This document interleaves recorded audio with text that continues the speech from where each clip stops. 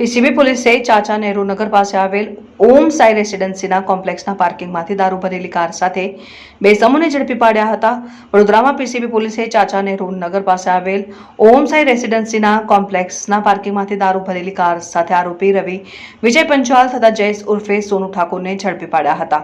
જ્યારે આરોપી વિનોદ ડાંગીને વોન્ટેડ જાહેર કર્યો હતો। પોલીસે કારમાંથી બિયરના 324 ટીન સહિત 32,400 રૂપિયાનો માલ કબજે કર્યો હતો અને દારૂ સપ્લાય કરનાર વિનોદ ડાંગીને વોન્ટેડ જાહેર કર્યો હતો। આ અંગે પીસીબીના એએસઆઈ હેમંતભાઈ તુકારામે બાપોદ પોલીસ સ્ટેશનમાં ફરિયાદ નોંધાવી હતી અને આરોપી વિજય પંચાલને ત્યાં બાપોદ પોલીસે પણ 1.5 કલાક પછી રેડ પાડી હતી, જેમાં ઓમસાઈ રેસિડેન્સીમાં કોમ્પ્લેક્સના કોમન જનરલ રૂમમાંથી વિદેશી દારૂની 15 બોટલ મળી આવી હતી। જેથી બાપોદ પોલીસે રવિ પંચાલને વોન્ટેડ જાહેર કર્યું અને ઉલ્લેખનીય છે કે આ કેસમાં કોઈ જ આરોપી પકડાયા ન હતા। તેમ છતાં બાપોદ પોલીસે આરોપી પવન ઉર્ફે ગોલુ બંસીલાલ તોલાણીને વોન્ટેડ જાહેર કરી દીધો છે, જેની ફરિયાદ કોન્સ્ટેબલ અર્જુનસિંહે નોંધાવી।